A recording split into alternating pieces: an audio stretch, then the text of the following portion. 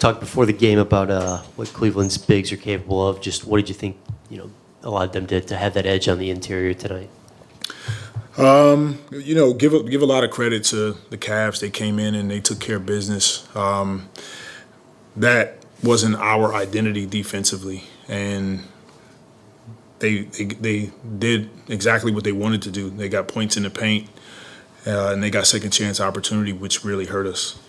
What were some of the things you saw defensively from your team?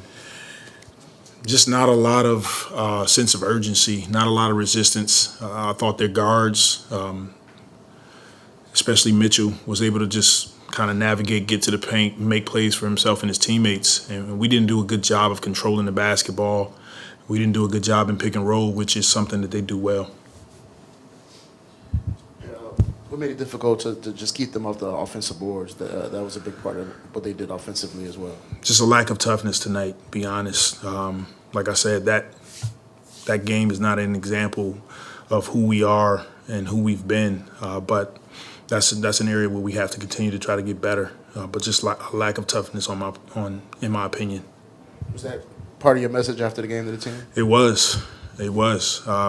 We can't walk into games like we did tonight. 38 points in the first quarter, 35 points in the second quarter, and our guys know that. Our margin for error is small. We can't allow teams to get out to leads like that. And tonight was just across the board, offensively, defensively, we were not clicking on all cylinders. How hard is it to get that defensive intensity back if you're not starting the night off with it the way you want? It's not hard to get it back, but what happens is that you dig yourself in a hole against good teams.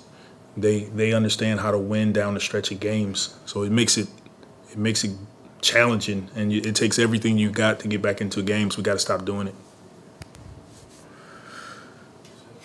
All right, thank you guys. One more question real quick. Yeah.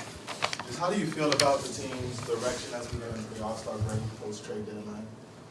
How do I feel about the team's direction? As we head into the All-Star break. I'm confident in our group. We're perspective is, we're a better team than we were last season, but we have high expectations for ourselves, so we have to meet those standards every night we step on the floor. All right.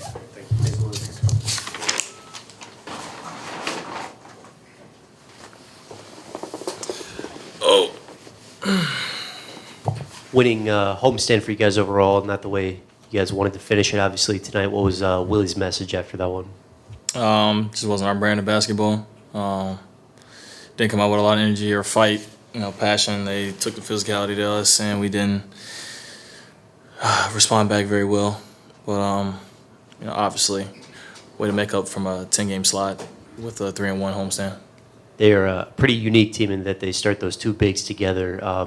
What's it like to just face them with the size they put on the floor? Yeah, no, it's definitely different. They are really, really big team.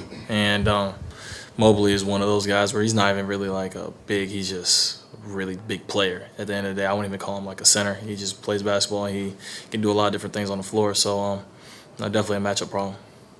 What did you guys have to do tonight just to do a better job on the boards, specifically keeping them off the offensive boards? Being physical, boxing out, that's the main thing. We didn't bring physicality to them. They brought it to us, and we did not respond well.